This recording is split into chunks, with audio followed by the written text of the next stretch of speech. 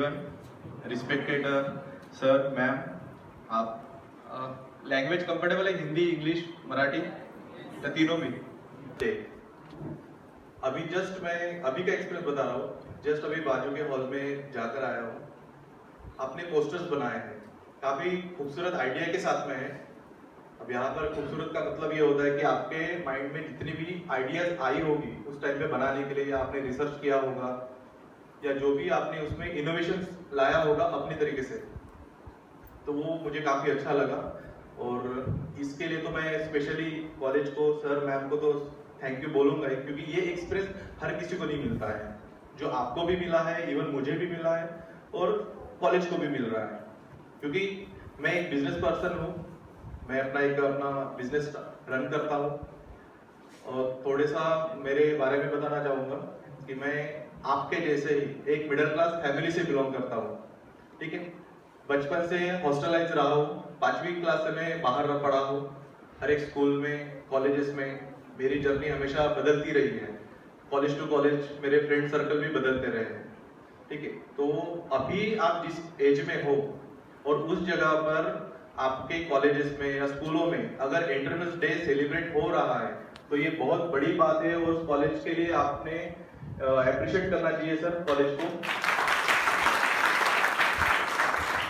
ऐसा मैं इसलिए कह रहा हूँ क्योंकि हमारे टाइम पे अगर यहाँ से 15-20 साल अगर पीछे चले, या 10-15 साल आपके स्कूलिंग लाइफ में चले, तो ये चीजें नहीं होती है कहीं पर भी। ये पहला ही सर कॉलेज में देख रहा हूँ जहाँ पे ये चीजें हो रही है, और आज के डेट में बहुत ज्यादा क्रूशियल हुआ है।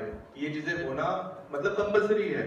हर कोई चाहता है कि ऐसी चीजें सेलिब्रेट हो, बच्चों को इसके बारे में अवेयरनेस हो, एंटरप्रेन्योर्स क्या होता है, बिजनेस क्या होता है, बिजनेस माइंड्स क्या होते हैं, बिजनेस आइडियाज कैसे फ्लो करते हैं मार्केट्स में, या हमको हमारे एजुकेशन का एक सेकंड पर्याप्त या फिर जॉब का एक पर्यायी शब्द क्या होना चाहिए।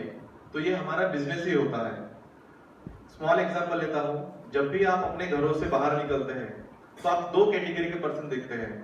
एक जो अपने जॉब के लिए जा रहे हैं, जो हमारे पेरेंट्स होते हैं, ठीक है, या फिर हमारे कलीग्स भी होते हैं, आजू बाजू के जो लोग होते हैं। और सेकंड पर्सन होता है जो अपने कामकाजी रूप में जाता है। कामकाजी मतलब बिजनेस पर्सन, कहीं ना कहीं जो प्राइवेट जॉब कर रहे हैं, या कहीं ना कहीं वो गवर्नमेंट जॉब नहीं कर रहे हैं, या कहीं ना कहीं अपने वो शॉप ओनर्स होते हैं, कहीं ना कहीं जो जिनके बड़े स्टार्टअप्स होते हैं, कोई इंडस्ट्रियलिस्ट होगा, कोई शॉप ओनर होगा, शॉपकीपर्स होगा। ऐसे लोग आप अपने आसपास देखते हैं। तो वो कैटेगरी कौन सी है, ये आपको अगर इस उम्र में अगर समझती है तो इससे बेहतर मौका या सुनहरा अवसर कोई नहीं माना जाएगा। ठीक है, आज आप जिस भी एज में हो, ये फाउंडेशन ईयर माना जाता है किसी भी कॉलेज स्टूडेंट्स के लिए। यहाँ पे जैसे मैम ने मुझे बताया कि यहाँ पे बीबीए के स्टूडेंट्स भी है कॉलेज में। तो बीबीए के स्टूडेंट्स को तो एक थ्योरेटिकली तो उनको मिल जाता है पढ़ने के लिए कि बिजनेस क्या होता है, बिजनेस की डेफिनेशन से लेकर हर चीज उनको एक बेसिक डेटा मिल जाता है। लेकिन आप कुछ लोग यहाँ पे कॉमर्स बैकग्राउंड के हैं जो 12th में भी हो गए, या फिर आर्ट फैकल्टी के भी है। तो आपके लिए भी ये समझना बहुत जरूरी है कि बिजनेस क्या होता है या बिजनेस किस तरह से होता है। एट जब ये फाउंडेशन लेवल पर भी समझ पाएगा तो फ्यूचर में आपको करियर ऑप्शन सिलेक्ट करने में बहुत तकलीफ नहीं जाएगी। और मैं ऐसा समझता हूँ कि इस ड्यूरेशन में अगर आप इस आइडियाज के साथ में, जिसने भी आपने पोस्टर बनाए हैं काफी बेहतर बनाए हैं, काफी स्टूडेंट्स ने कुछ इनोवेशन आइडियाज भी दिए हैं, जिसमें से मुझे 2-3 आइडियाज अच्छी लगी। एक है मेडिकल वेंडिंग मशीन्स, जो डिस्पेंसरीज के तौर पे काम करती है, और इस तरीके की मशीन्स अभी भी मार्केट में अवेलेबल है। लेकिन सबसे बेहतर आइडिया ये लगा कि मेडिसिन की नहीं है। तो ये वाकई अपने आप में इनोवेटिव आइडियाज है, क्योंकि इसी से सिमिलर अभी तक आपने देखा होगा दूध बॉटल्स का वेंडिंग मशीन मार्केट में है। दूसरा है चिप्स या कुरकुरे के पैकेट्स वगैरह रहते हैं मॉल्स में, ये भी अवेलेबल है।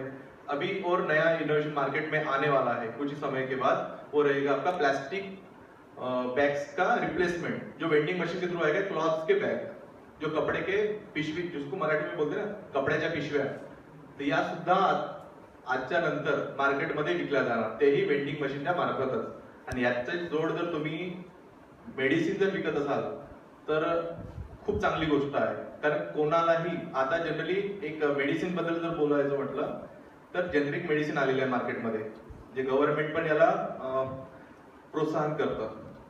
जेनरिक मेडिसिनचा अर्थ होतो की स्वस्त दरात ते मॅन्युफॅक्चरिंग रेटच्या औषधी मार्केटमध्ये बाहेर काढल्या जातात। ज्याच्यामध्ये डिस्ट्रीब्युटर आणि सप्लाय चेन जे असते ती निग्लेक्ट केलं जाते, कमी केलं जाते. त्यामुळे ती औषधी स्वस्त मिळतात आणि जे ओरिजिनल जो कंटेंट असतो औषधीचा सायंटिफिक नेम त्याच सायंटिफिक नेमने ते मार्केटमध्ये केल्या जातात. त्याच्यामुळे ती प्राइस अजून डिडक्ट होतं.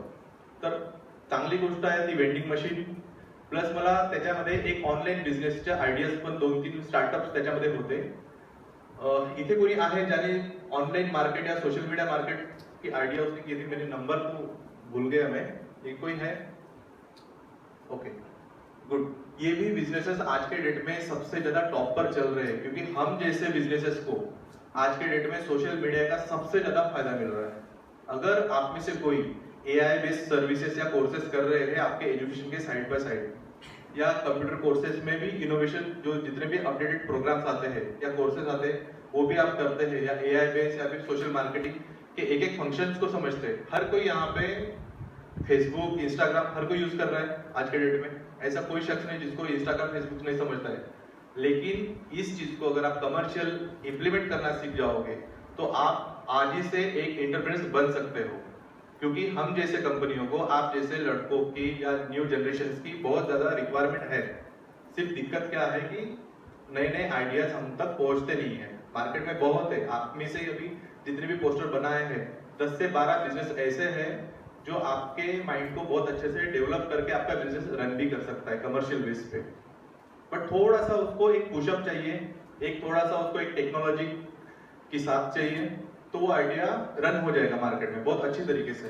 क्योंकि कहीं ना कहीं उसका 50% मार्केट में आइडिया रन हो रहा है और काफी अच्छे चल रहा है. तो एआई बेस पे काम कीजिए. जितना भी मोबाइल आप यूज करते हो उस मोबाइल को यूज करने का जो डायरेक्शन है थोड़ा सा टर्न कर दीजिए कमर्शियल कि उसके एग्जैक्टली फंक्शन ये फंक्शन अगर कोई निकला है. देखिए ये होता है फाउंडेशन स्टेज. तो यहाँ पे आपको एनालिटिकल स्किल जो है वो आपको इजाद करना पड़ेगा. एनालिटिकल स्किल का मतलब इतना ही है कि आपको हर चीज के बारे में 2 से 3 बार सोचना है. अगर कोई चीज ऐसी है तो ऐसी क्यों है. अगर इस टाइप का अगर आपका माइंडसेट हर चीज के बारे में सोचना शुरू करेगा तो हर चीज का एक एक पर्याय आपके सामने निकलता जाएगा और उस पर्याय में से जो भी आपको बेस्ट लगता है उस चीज को आप इंप्लीमेंट करना शुरू करो. सेम चीज बिजनेस लाइन में भी यही होता है कि व्हिचएवर इज बेस्ट हम लोग डिसीजंस भी उसी बेस पे लेते हैं. कोई आपको पता है कि कोई बिजनेस अगर मार्केट में आता है तो बहुत अच्छा काम करता है. सिंपल है जोमेटो स्विगी मार्केट आपको पता है क्या होता है. डिलीवरी पार्टनर्स है हमारे. अब उसमें से अगर आपको मैं पूछूं कि कौन सा अच्छा है तो आप क्या बताओगे? कोई पाता है? जोमेटो अच्छा है, स्विगी अच्छा है, अभी नया ब्लिंकिट भी आ गया है. आपने किसी ने यूज किया जोमेटो? किसने किसने किया? हाथ ऊपर करो. स्विगी कौन सा कंफर्टेबल लगा आपको? जोमेटो. क्यों? गुड. यस.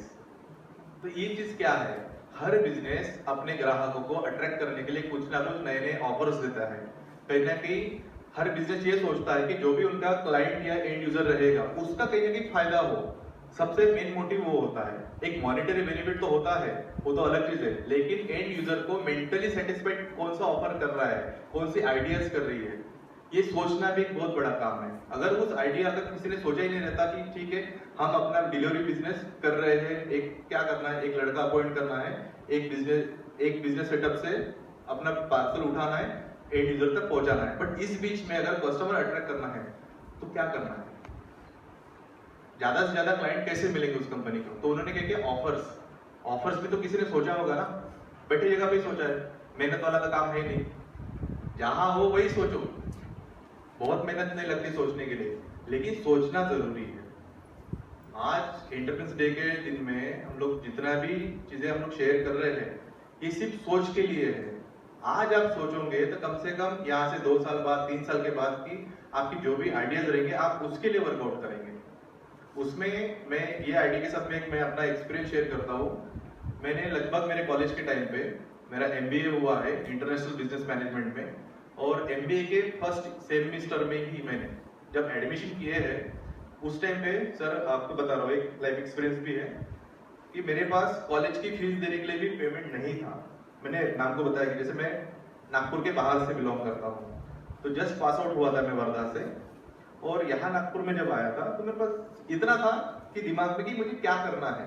तो वही मैं आपको बताना चाहता हूँ कि आपको तय करना है अभी कि आपको फ्यूचर में क्या करना है और उस डायरेक्शन में आपको चलते जाना है। तो मैंने तभी सीख किया था कि नहीं, मुझे नागपुर में जाना है। ये नहीं था कि मुझे क्या करना है, लेकिन नागपुर में जाना है, वही सर्वाइवल मुझे लाइफ टाइम करना है। ये मेरा क्लियर था क्योंकि मैं गाँव से बिलोंग करता था।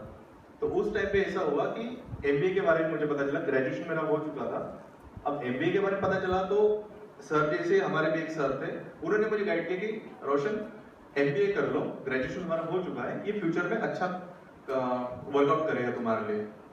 तो उनके बोलने पर मैंने एडमिशन लिए थे। 1000 रुपए का ब्रोशर, उतने पैसे थे मेरे पास उस टाइम पे, ब्रोशर लिया और 12,000 रुपए मुझे इनिशियली भरना था कॉलेज में, बट वो थे नहीं मेरे पास। तो मैंने सीधा गया कॉलेज के अकाउंट सेक्शन में, उनको बहुत पोलाइटली रिक्वेस्ट किया कि सर मेरे पास पैसे नहीं है, बट मैं इसी तरीके से आपको पैसे पे करूंगा। तो फिर उन्होंने मुझ पर भरोसा किया और मैंने उस कॉलेज में एडमिशन ली है। तो इस तरीके से मेरी एडमिशन हुई थी और एग्जैक्टली 15 से 20 दिन में मैंने उनको जो पेमेंट उनसे उधार लिया था ना, ऐसा नहीं कॉलेज से नहीं लिया, जो ऑडिट अकाउंटेंट थे उन्होंने मुझे पर्सनली दिए थे पैसे, वो थोड़ा सा विश्वास रखकर, और फिर वापस मैंने उनको रिपे किया। तो वो भी मैंने टाइमली किया। तो एक बिजनेसमैन की खूबसूरती उसमें है कि आप अपनी कमिटमेंट कैसे फुलफिल कर रहे हो। अगर आप कहीं पर भी कोई भी कमिटमेंट कर रहे हो, ठीक है, तो ये भी आपकी एक हैबिचुअल होना चाहिए। आप एक हैबिट्स में आपको उसमें आना चाहिए कि आपकी कोई भी कमिटमेंट हो, जो आपके टीचर से हो, जो आपके पेरेंट्स से हो, या लास्ट में आपकी अपने आप से हो, तो ये कमिटमेंट बहुत काम करती है। मैंने 15 से 20 दिन के अंदर अंदर उनके पैसे रिपे किए।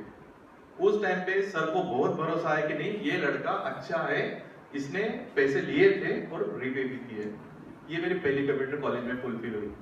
उस टाइम पर मैंने मेरा स्टार्टअप शुरू कर दिया था, बट कॉलेज को नहीं इन्फॉर्म किया था क्योंकि रेगुलर सेशन रहते हैं। तो कॉलेज में मैंने अगेन रिक्वेस्ट किया प्रिंसिपल मैम के पास, हमारे मैम कुलकर्णी मैडम है।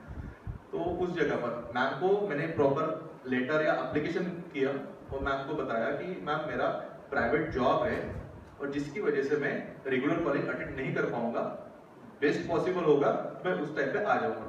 बट मैंने ये रिक्वेस्ट तो डाली है, मैम ने अप्रूवल भी की due to my financial reason. But मैं यहाँ स्टार्टअप के लिए भी काम कर रहा था, मैं अपना कॉलेज भी कर रहा था और मैक्सिमम टाइम मैंने कॉलेज कंप्लीट किया क्योंकि एकेडमिक बहुत जरूरी है। आपका ये यहाँ जितने भी आप स्टूडेंट बैठे हो, फाउंडेशन बहुत जरूरी है, आपका एकेडमिक बहुत जरूरी है। सो मैंने एप्लीकेशन डालने के बावजूद मैंने अपना कॉलेज रेगुलर किया। कॉलेज के बाद फिर जितना भी मुझे मेरे ड्रीम्स के लिए काम करना था वो मैंने करना शुरू कर दिया, लेकिन कॉलेज मिस नहीं किया, कॉलेज का कोई सेशंस मिस नहीं किया। जिस तरीके से मैं आज आपके कॉलेज में आया हूँ एज अ गेस्ट बनकर, वैसे हमारे कॉलेज में भी आते थे। तो वो जो बातें अपने लाइफ एक्सपीरियंस बताते हैं, तो वो चीजें मैंने हर चीज अटेंड की। उससे प्रभाव इतना पड़ा कि जैसे मेरा एकेडमिक कंप्लीट हुआ, उस टाइम पे मुझे बहुत कुछ सोचना नहीं पड़ा कि मुझे लाइफ में क्या करना चाहिए, रिस्क लेना भी चाहिए या नहीं लेना चाहिए। हर किसी ने यहाँ पे बिजनेस आइडिया वहां पोस्टर पर शेयर करते हुए दिखा है कि रिस्क होता है बिजनेस में। रिस्क होता है, जरूर होता है, वो तब तक होता है जब तक आप अवेयर नहीं होते। एक बार आप अवेयर हो गए तो रिस्क अपने आप डाउन हो जाता है और आपका कॉन्फिडेंस हाई हो जाता है कि नहीं अब तो करना है, चाहे कुछ भी हो जाए। तो ये जो डेवलपमेंट है, ये आपका डेवलपमेंट होता है आपके कॉलेज लेवल से। और ये डेवलपमेंट अगर एक थोड़ा सा कमर्शियल एंगल में जाता है तो उससे बेहतर और कोई मौका नहीं मिलेगा। तो आपकी कमिटमेंट, आपका एनालिटिकल स्किल, ये आपको बढ़ाना बहुत जरूरी है। आपकी सोचने का तरीका सबसे मेन, आप जिस भी उम्र में आज के डेट में हो, थोड़ा सा डिफरेंशिएट करना शुरू कर दीजिए अपने आप से। एक दूसरे से कोई कुछ सवाल पूछते हैं तो उनको और एक सवाल आपकी तरफ से दो कि क्यों। अगर ऐसा है किसी ने बोला तो क्यों, क्या होगा जब आप क्यों का सवाल मतलब जवाब मांगना शुरू करोगे तो आपको क्लैरिटी मिलेगी उस सेंटेंस के बारे में, उस सब्जेक्ट के बारे में। तो आप उतने ही कॉन्फिडेंट बनते जाओगे फ्यूचर के लिए। और जब आपका ये प्रोसेस साल 2 साल चलेगा, आपका ग्रेजुएशन कंप्लीट होने तक चलेगा, तो आपको मार्केट में हर किसी का ड्रीम है कुछ ना कुछ ऑफिसर्स बनना है, कहीं ना कहीं जॉब्स करना है, अच्छा बिजनेस करना है कि नहीं है? सबका काम है। अभी कितने लोगों का यहाँ पे सपना है या किसी ने डिसाइड किया है कि उनको जॉब करना है अच्छी? हाथ ऊपर करो। बस 4 5 6 7 बाकी लोगों को क्या करना है? बाकी लोग डिसाइड नहीं हुआ या कुछ नहीं करना है? क्या करना है ना? अब मैं बोलता हूं कि जिनको मैंने बोला था कि जिनको जॉब्स करना है ये 100% बहुत अच्छी जगह पर जॉब्स करेंगे। अब जिनको जॉब नहीं करना है उनको क्या करना है?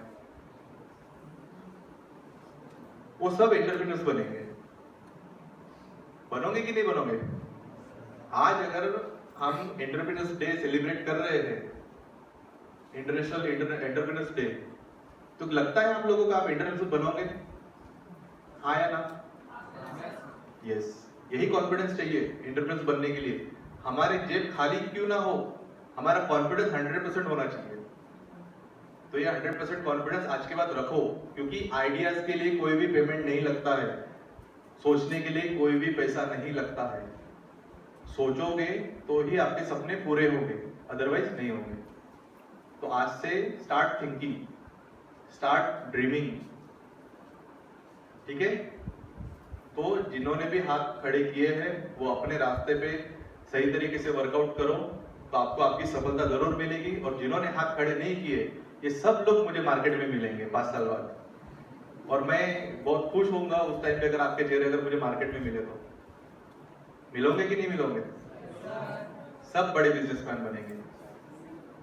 आपको आपके सिटी के डेवलपमेंट के लिए योगदान देना है। एक बिजनेस पर्सन सिर्फ पैसा नहीं कमाता है, अपने सोशल एक्टिविटीज को भी बढ़ाता है, सोशल लाइफस्टाइल को भी बढ़ाता है, उसके साथ में अपने सिटी को भी ग्रोथ लेवल पर, या जो भी सिटी अपनी ग्रोथ करती है डे बाय डे, उसमें भी हाथभार लगाती है। तो आपको लगाना है कि नहीं लगाना है? नागपुर डेवलपमेंट करना है कि नहीं करना है? आपको लगता है ऐसा होता है, एक बिजनेसमैन करता है? गुड। अगर लगता है तो अच्छी बात है, नहीं लगता तो आप धीरे धीरे समझ जाओगे इस चीज को। सो अच्छा लगा आपसे बात करके, और एक एक्सपीरियंस शेयर करता हूँ। आज के डेट में मैं कंपनी के बारे में बता देता हूँ मेरे, ताकि आपको फ्यूचर में किस तरीके से या किस डायरेक्शन में आपको चलना है अगर आपको बिजनेस पर्सन बनना है। बिजनेस पर्सन यहाँ पे मैं चाहूंगा कि जितनी भी लेडीज है, लड़कियां है, वो सबसे पहले बिजनेस में आ जाए। क्यों? इसका सिंपल रीजन ये है कि आपको अभी गवर्नमेंट सपोर्ट कर रही है। बहुत सारे जगहों पे ऐसे नॉमिनीज है जो मात्र 50-60 रुपए की भी फीस है गवर्नमेंट की। हो सकता है आपको ना पता हो या अभी तक अवेयर नहीं हुआ, लेकिन 50-60 रुपए, 200 रुपए, 300 रुपए से आपके रजिस्ट्रेशन गवर्नमेंट के पास होते हैं। गवर्नमेंट बहुत सारे स्कीम्स जो सब्सिडीज में भी देते हैं नए नए आइडियाज के लिए, स्टार्टअप्स के लिए, और फंडिंग्स भी करती है। आपकी आइडिया सुनी जाएगी, उसके बाद आपकी फंडिंग होगी और आपको जगह भी अलॉट करेगी।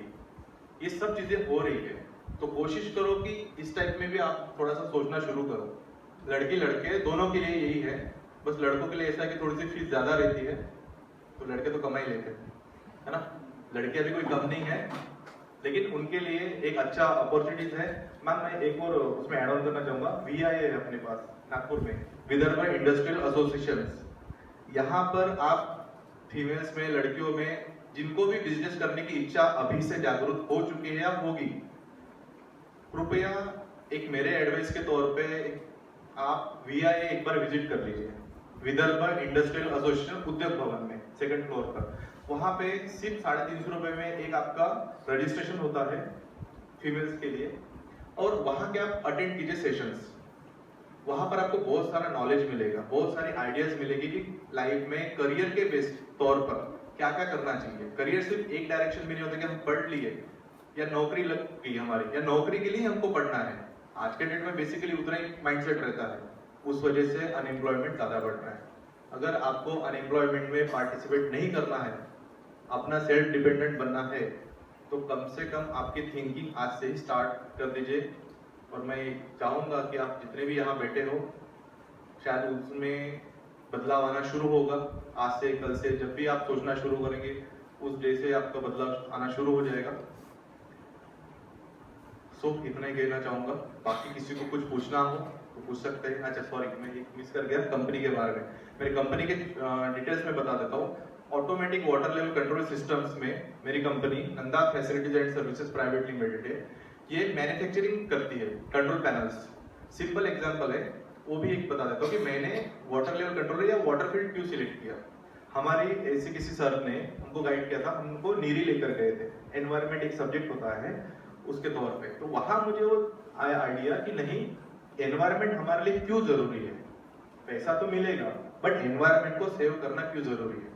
तो उस जगह पर बहुत सारे साइंटिस्ट से हम लोग मिले, बहुत सारे रिसर्चर्स से मिले, बात किए, बहुत सारे अलग अलग प्रोजेक्ट्स थे, प्रोजेक्ट विजिट्स थे। तो उस टाइम पे लगा कि नहीं, natural resources is the best resources. और आज के डेट में वो जितने भी नेचुरल रिसोर्सेज है हमारे पास पृथ्वी पे, वो कम होते जा रहे हैं क्योंकि उसका यूज प्रॉपर नहीं हो रहा है। अगर किसी भी चीज का प्रॉपर यूज हो तो चीजें सस्टेनेबल रहती है और एक लॉन्ग टाइम तक ड्यूरेबल भी हो जाती है। लेकिन वो चीजें अभी नहीं है, तो क्यों ना हमको नेचुरल रिसोर्सेज के लिए भी काम करना है। ये आइडिया हमारे पास आई उस टाइम पर और हमने फिर वहां पर काम शुरू किया है। मेरी उम्र 34 साल है। मैंने कॉलेज के टाइम से ही अपना काम शुरू कर दिया था बिजनेस लेवल पर, क्योंकि मुझे पता था मुझे गवर्नमेंट जॉब नहीं करनी, क्योंकि मेरे घर में सब लोग गवर्नमेंट जॉब करते हैं पानी बचाने के लिए। तो बेसिकली मेरे कंपनी का जो कोर आइडियाज है कि सेव वाटर सेव लाइफ, उससे रिलेटेड फिर हमने सोचा कि क्या कर सकते हैं। मार्केट में तो बिजनेस करना है, चैरिटी करके तो होगा नहीं, फ्यूचर में बिजनेस ही करना है। तो फिर क्या करना चाहिए, तो वाटर लेवल कंट्रोल सिस्टम एक ये इलेक्ट्रॉनिक इंस्ट्रूमेंट होता है जिससे आप पानी बचा सकते हैं, जिसका काम ही होता है जितने भी आप जगह पे देखे होंगे, हर घर में एक वाटर टैंक होती है।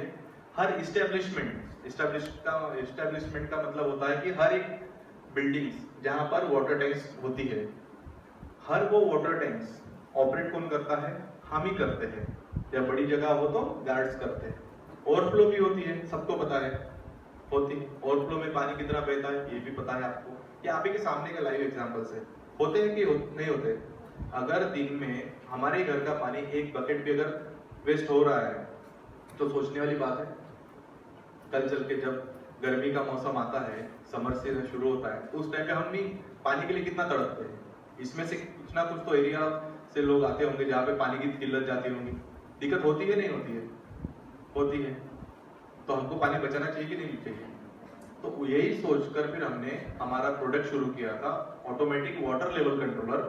ये एग्जैक्टली काम ऐसा करता है कि जैसे आप मशीन होती है पानी की, इसको ऑटोमेटिकली ऑन करती है। वहां पर कोई ऑपरेटर या हम लोग ऑन ऑफ नहीं करेंगे। ये एक रोबो बेस होता है काम। उसमें टैंक्स के अंदर सेंसर डालते हैं, उसके बाद एक पर्टिकुलर लेवल पर मशीन ऑटोमेटिकली शुरू होगी और ओवरफ्लो के पहले, जैसे टैंक भर दी जाएगी तो ओवरफ्लो के पहले वो मशीन को बंद कर देगी। अब ये प्रोसेस में आपको कहीं पे भी लगा कि एक बूंद भी पानी वेस्ट हुआ नहीं हुआ, तो आप सोशल के लिए काम कर रहे हो, सोसाइटी बचाने के लिए काम कर रहे हो कि नहीं कर रहे हो? अल्टीमेटली कर रहे हो ना। अल्टीमेट गोल क्या है? पानी बचाना, नेचुरल रिसोर्सेज बचाना। आप किस तरीके से कर रहे हो वो आपका अपना आइडिया होना चाहिए, बट अल्टीमेट गोल क्या है? रिसोर्सेज बचने चाहिए, एक सोशल एंगल उस चीज को होना चाहिए। तो ठीक है। सेकेंडरी ऐसा है कि उस मशीन लगाने के बाद ओवरफ्लो तो होता नहीं है, बट जो कॉमनली जो मेंटेनेंस हमारे घरों में या कमर्शियल जगहों पर निकलते हैं वो होते हैं पंप्स के मेंटेनेंस, पाइपलाइंस के मेंटेनेंस। अल्टीमेटली पैसा हमारे जेब से ही जाएगा। तो ये लगाने के बाद ना ही आपकी मोटर जलेगी, ना ही आपकी पाइपलाइन फटेगी, ना ही आपका प्लम्बिंग का कोई भी काम निकलेगा। तो ये भी उसका एक दोहरी एग्जाम्पल है और बेनिफिट्स भी है। तो इस तरह के हमने अलग अलग लेवल पर हमने मॉडल्स तैयार किए और वो पिछले 11 साल से मार्केट में, नागपुर के मार्केट में और ऑल ओवर विदर्भ में हमारा सप्लाई भी जाता है। नागपुर में लगभग मेरी कंपनी के गांधीबाग के मार्केट में 6 से 7 डीलर्स हैं जिनको हम लोग एसोसिएट बोलते हैं, क्योंकि नागपुर में इस कंपनी होने की वजह से एक कमर्शियल लॉ होता है कि आप यहाँ के यहाँ डीलर अपॉइंट नहीं कर सकते, अदरवाइज कंपनी डाउन हो जाएगी।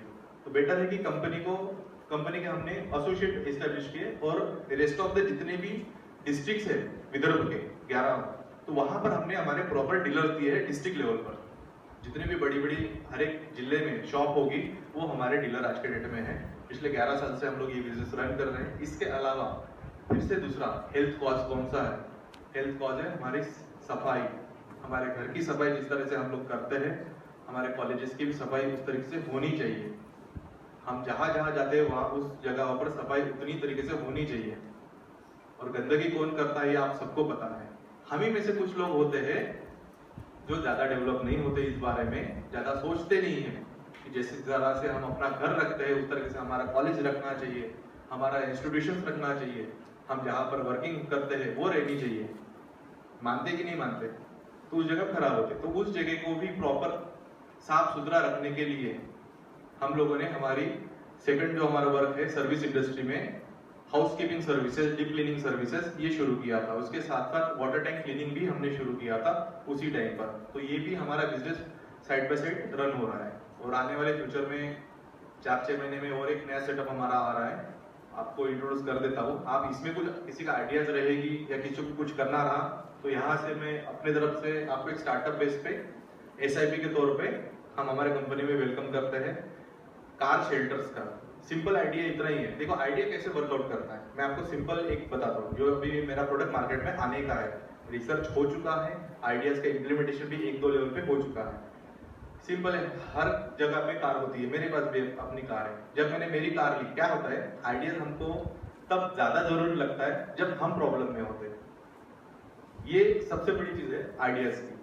तो जब मैंने मेरी कार ली थी, शोरूम कार ली, इसके पहले मैं अभी ग्रोथ लेवल आप सोच सकते हैं कि एक बिजनेस आपको क्या दे सकता है, एक एंटरप्रेन्योर कैसे बनता है, ये भी आप ग्रोथ लेवल पे समझ सकते हैं। मैं मोटा मोटा बता रहा हूँ, डीप नहीं बता रहा। तो अभी जो मेरे पास कार है, मेरी इवन 3 सिस्टर्स है, वो भी गवर्नमेंट जॉब है, मेरे जीजाजी है वो भी गवर्नमेंट जॉब है, सब लोग डबल पगारी है, उनके घर में भी ऑलरेडी उनके सास ससुर भी गवर्नमेंट। तो और मेरा ऐसा था बैकग्राउंड कि मुझे गवर्नमेंट जॉब नहीं करना है, बट मुझे गवर्नमेंट के साथ मिलकर काम करना है, ये मेरा अल्टीमेट गोल था।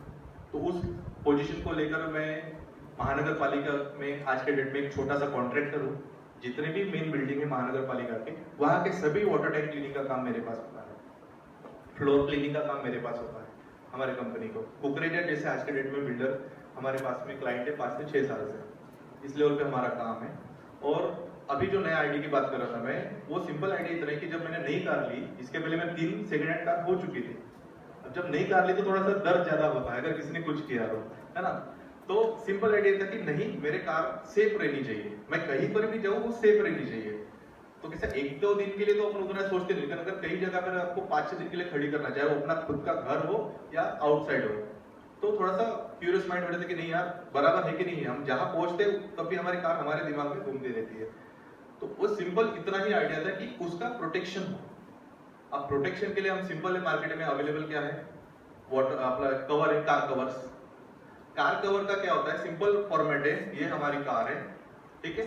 कार कवर अगर हम इस पे बिछाते हैं तो कॉन्टेक्ट सीधा बॉडी के साथ में आता है कार के, ठीक है। बट अगर ऐसा कोई अम्ब्रेला बनाया जाए, ऑलरेडी मार्केट में दूर दूर था, लेकिन मार्केट में वो अम्ब्रेला अभी भी एग्जिस्ट नहीं करता। अमेजोन पे भी है तो अनअवेलेबल है, जिसने भी बनाया होगा उसने क्यों नहीं बनाया आई डोंट नो, ठीक है। बट उस चीज को अभी हम लोग 6 महीने के अंदर अंदर ला रहे हैं मार्केट में। अब ये क्या अम्ब्रेला क्या करेगा, एक सरफेस क्रिएट करेगा उसके पीछे, और रिटेचेबल भी है, ये इजीली आप रिमूव भी कर सकते हैं, कई बार भी कैरी भी कर सकते हैं। एक जस्ट छाता बोल सकते हैं, जैसे बारिश के दिनों में हमारा छाता हमारा प्रोटेक्शन करता है, तो उसी तरीके से उसी कॉन्सेप्ट पे ये है कि ये कार का अम्ब्रेला होगा, ठीक है। हम उसको बोलते हैं कार शेल्टर, जो हमारे कार को पूरी तरीके से वो कवर भी करेगा।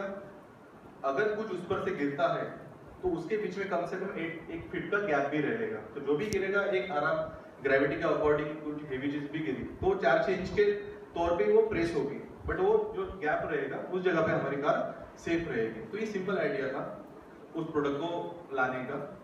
तो इस तरीके से आप भी अपने बारे में सोच सकते हैं आपको। और आइडिया ना जन्म तब देता है, और कोर पॉइंट बताता हूँ, आइडिया बहुत सारी किताबें पढ़ने से नहीं आता है, वहां से आपको डायरेक्शन जरूर मिलेगा, किताबें पढ़नी चाहिए, लेकिन आइडिया तब आएगा जब वो आप अपने आसपास देखोगे कि समस्या क्या है, तकलीफ क्या है, किसको क्या चीज की जरूरत है।